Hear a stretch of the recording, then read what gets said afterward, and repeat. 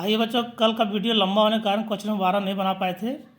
देखिए, एक समचतुर्भुज का क्षेत्रफल ज्ञात कीजिए जिसकी भुजा 10 सेंटीमीटर और ऊंचाई 9.6 सेंटीमीटर है। यदि एक विकर्ण की लंबाई 12 सेंटीमीटर है तो दूसरे विकर्ण की लंबाई ज्ञात कीजिए। देखिए, एक समचतुर्भुज मैंने बनाया है। प्रश्न के अनुसार देखिए, एक समांतर चतुर्भुज भी समचतुर्भुज हो सकता है। भुजा 10 सेंटीमीटर मैंने लिख दिया यहाँ पर, और ऊंचाई जो दिया हुआ है, ऊंचाई दिया हुआ है 9.6 सेंटीमीटर, हमने इसको दिखा दिया है। एक विकर्ण दिखा दिए हैं जो कि 12 सेंटीमीटर दिया हुआ, मान लीजिए 12 सेंटीमीटर दिया हुआ है। और प्रश्न में कह रहा है कि दूसरे विकर्ण की लंबाई ज्ञात करना है। यहाँ देखिए, समचतुर्भुज का क्षेत्रफल बराबर, यहाँ हम समांतर चतुर्भुज भी लिख सकते हैं। समांतर चतुर्भुज का क्षेत्र बराबर आधार गुने ऊंचाई। अब यहाँ क्या होगा, आधार का काम करेगा 10-10, सब भुजा दिया हुआ है तो 10 काम करेगा, और ये देखिए, ये 10 जो है आधार का काम करेगा, और ऊंचाई 9.6 हो जाएगा। इसको गुणा करेंगे तो 96 सेंटीमीटर स्क्वायर आ जाएगा। अब यहाँ से फार्मूला लगा दिया। अब समचतुर्भुज का क्षेत्रफल बराबर 1/2 T1 गुने D2। ये जो क्षेत्रफल है समांतर चतुर्भुज निकला, यही इसका क्षेत्रफल हो जाएगा। 1/2 गुने, एक विकर्ण तो 12 दिया हुआ है प्रश्न में, दिखा दिए हैं, तो 12 गुने D2 को D2 ही रहने देते हैं। यहाँ से इसको हम लोग हल कर देते हैं। 2 छक्के 12, 96 बराबर 6 गुना D2, इसलिए D2 बराबर 96/6, एक कट जाएगा 16 बार में। D2 बराबर 16 सेंटीमीटर दूसरा विकर्ण हमारा निकल गया। देखिए, 13वां नंबर को, एक फोटो फ्रेम की बाहरी माप 36 सेंटीमीटर गुना 42 सेंटीमीटर दिया हुआ। देखिए, बाहरी माप 36 और 42, तथा अंदर की माप 24 सेंटीमीटर गुना 30 सेंटीमीटर है। देखिए, अंदर की माप 24 और 30। यदि फ्रेम के प्रत्येक खंड की चौड़ाई समान है तो फ्रेम का क्षेत्रफल, कुल क्षेत्रफल ज्ञात कीजिए। देखिए, फ्रेम का प्रत्येक खंड तो यही सब ना हुआ, इसकी चौड़ाई हर जगह समान है, कहीं कम ज़्यादा नहीं है। हमने लिख दिया है जो दिया हुआ है, फोटो फ्रेम के बाहरी भाग का क्षेत्रफल बराबर। अच्छा देखिए, इसको डायरेक्ट हमने बना दिया है बहुत ही शॉर्ट तरीके से। क्या लिखा है कि फोटो फ्रेम के बाहरी भाग का क्षेत्रफल बराबर, इसका देखिए, ये आयताकार है, ये 42 है, ये 36 है, मतलब आयताकार है। तो लंबाई गुना चौड़ाई होता है, इसका क्षेत्रफल बराबर फार्मूला हमने यहाँ लिख दिया है 36 गुना 42, ये 1512 सेंटीमीटर निकल गया। अब हम लोग क्या करेंगे, फोटो फ्रेम के भीतरी भाग का क्षेत्रफल, देखिए फोटो फ्रेम के भीतरी भाग का क्षेत्रफल और भी लंबाई गुना चौड़ाई होगा। ये 24 और 31 से लंबाई चौड़ाई दिया हुआ है, इसको भी गुना किए हैं, 720 सेंटीमीटर आ गया। अब क्या करेंगे, सिर्फ फ्रेम का कुल क्षेत्रफल, यदि ये फ्रेम का देखिए, इसका कुल क्षेत्रफल निकालने बोल रहा है, तो इसको क्या करेंगे, बाहरी वाला जो आयताकार भाग था उसमें भीतरी वाले आयताकार भाग का क्षेत्रफल का घटा देंगे। तो वही हमने लिख दिया है, सिर्फ फ्रेम का कुल क्षेत्र बराबर क्या हो जाएगा, इसमें हमने इसको घटा दिया, 792 सेंटीमीटर स्क्वायर इसका आंसर आ गया। देखिए, 14 नंबर को, चतुर्भुज ABCD का क्षेत्रफल ज्ञात कीजिए जिसमें DM परपेंडिकुलर AC, मैंने ये लंब का हो गया सिंबल, DM AC पर लंब है और BN भी AC पर लंब है। देखिए, यहाँ पर दिख रहा है फिगर में, ये चतुर्भुज ABCD है। देखिए, ये लंब हो गया DM, ये BN भी लंब हुआ। लंब दोनों किस पर है, तो AC पर ही लंब है, और सबकी लंबाई पर दिया हुआ AC 24, DM 7 सेंटीमीटर और BN बराबर 8 सेंटीमीटर। हमने यहाँ पर दर्शा भी दिया है, 7 यहाँ दे दिए हैं, यहाँ 8 दे दिए हैं, और ये AC 24 है, इसको दे दिए हैं। देखिए, इसमें दो तरह से हम लोग बना सकते हैं। एक तो हम लोग क्या कर सकते हैं, दोनों त्रिभुज का क्षेत्रफल अलग अलग निकाल सकते हैं और फिर जोड़ सकते हैं, या फिर एक समान चतुर्भुज है, ना तो समलंब चतुर्भुज है और ना ही समांतर है, और ना तो, देखिए, तो समान चतुर्भुज का फार्मूला दिया हुआ किताब में। देखिए, समान चतुर्भुज बराबर 1/2 गुने H1 + H2 गुने D। H1 मतलब हो गया ऊंचाइयों का योग, जो ऊंचाई है दोनों को जोड़ेंगे, गुने D मैंने विकर्ण हो गया। चलिए, फार्मूला को हमने लिख दिया है, चतुर्भुज ABCD का क्षेत्रफल बराबर 1/2 गुने H1 जोड़ H2 गुने D।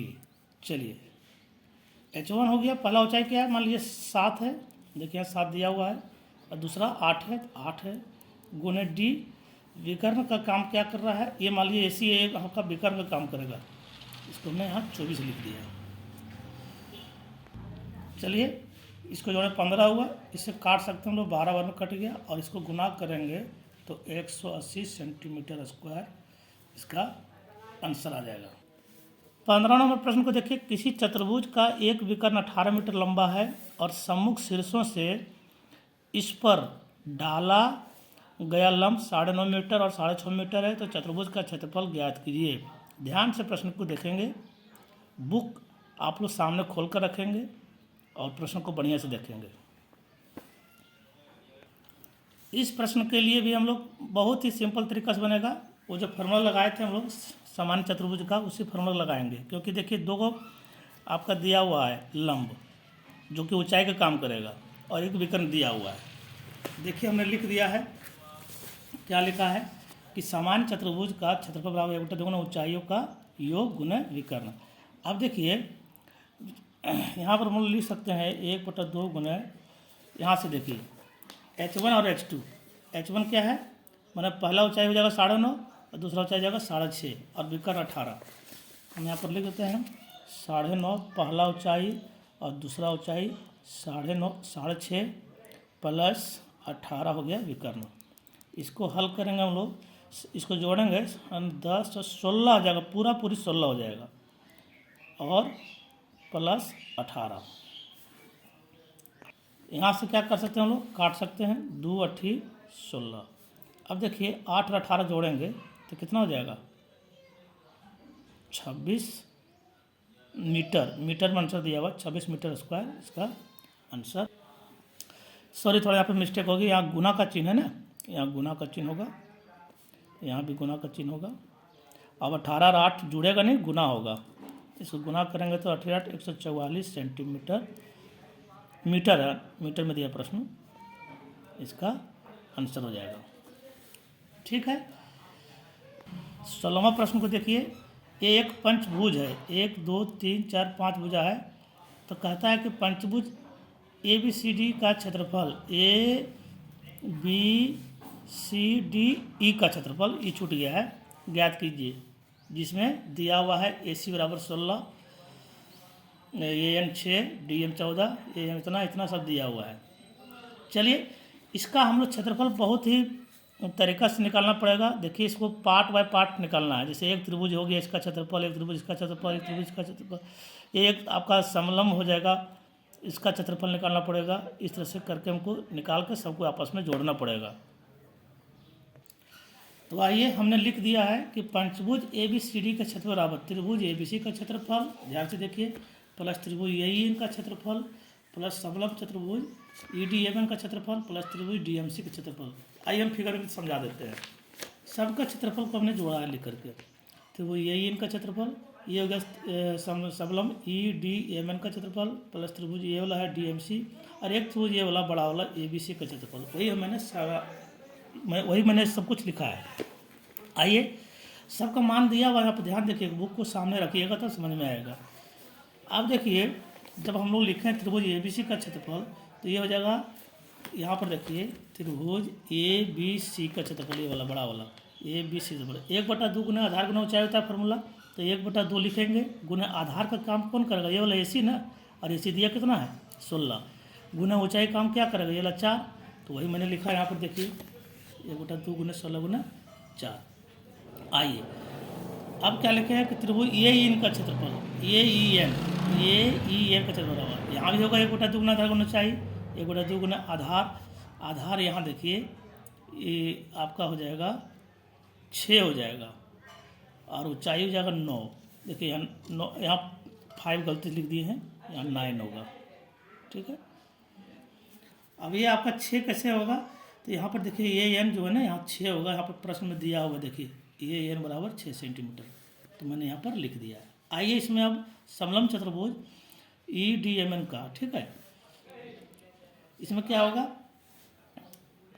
इसमें होगा 1/2 गुना समांतर भुजाओं का योग होता है, अब सब और गुना ऊंचाई। देखिए समांतर भुजा इसमें क्या होगा, समांतर भुजा इसमें हो जाएगा A और A, ठीक है, तो 9 प्लस 14 या 14 प्लस 9। और ऊंचाई का काम करेगा आपका इसमें ये वाला, ये आपका ऊंचाई का काम करेगा। इसको हम लोग यहाँ पर ये जानते हैं कि 6 दिया हुआ है, और नहीं 6 दिया हुआ है तो मान लीजिए कि ये पूरा 16 था, यहाँ से यहाँ तक आपका दिया हुआ है 6, ये देखिए 6 दिया हुआ है, और यहाँ से यहाँ तक आपका दिया हुआ है क्या कहते हैं,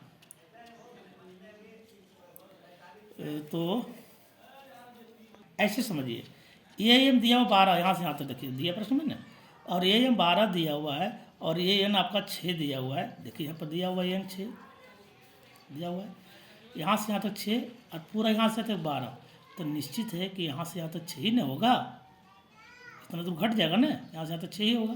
तो वही मैंने यहाँ पर ऊंचाई का काम करेगा, तो यहाँ पर 6 यहाँ पर लिख दिया।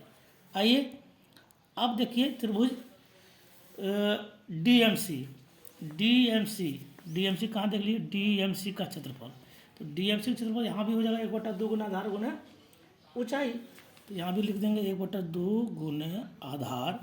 आधार का काम कौन करेगा, तो आधार का काम करेगा ये हो जाएगा आपका 14, क्योंकि 16 पूरा था, नहीं 1 सेकेंड, ऊंचाई तो 4 दिया हुआ है, हाँ 1/2 गुना आधार का काम करेगा ये वाला, देखिए इसको, ये 14 हो गया आपका आधार, यहाँ हमने 14 लिख दिया, और ये वाला जो है ऊंचाई का काम करेगा 4, क्योंकि पूरा 16 है, ये सी 16 है, यहाँ प्रश्न दिया हुआ सी 16, और यहाँ से यहाँ तक मान लीजिए 12 है, तो अपने दिमाग से निकालना पड़ेगा ना, तो यहाँ तक 12 हुआ तो यहाँ से यहाँ तक 4 ही ना हुआ, हमने 4 लिख भी दिया है, तो इसकी जगह में यहाँ पर ऊंचाई का काम 4 करेगा। आइए इसको हल करते हैं। एक प्रश्न थोड़ा सा टफ है लेकिन आसानी से समझा जा सकता है, थोड़ा सा ध्यान देंगे तो। कट गया 2 दूनी 4, 2 तिया 6 यहाँ कटा, और यहाँ भी कट जाएगा 2 दूनी 4। इसको हल कीजिए, ये 16 दूनी 32 हो गया, ये 9 तिया 27 हो गया, प्लस 1/2 गुना, इसको जोड़ेंगे तो 23 हो जाएगा, गुना ये 6 लिखे हैं, प्लस ये आपका 14 दूनी 28 हो जाएगा। यहाँ भी कट सकते हैं एक बार में, 2 तिया 6, फिर लिखिए 32 प्लस 27 प्लस 23 तिया 69 प्लस 28, सभी को हमने जोड़ दिया, 156 सेंटीमीटर इसका आंसर आ जाएगा। चलिए इस प्रश्न से डरना नहीं है, इसको बार बार वीडियो को रोक करके 1-2 बार देख लेना है, समझ लेना है, फिर हमको अच्छी तरह से समझ में आ जाएगा। और सामने बुक को रख करके फिगर को देखते हुए बनाना है, ये आंकड़ा दिया हुआ है। चलिए मिलते हैं फिर नेक्स्ट वीडियो में, तब तक के लिए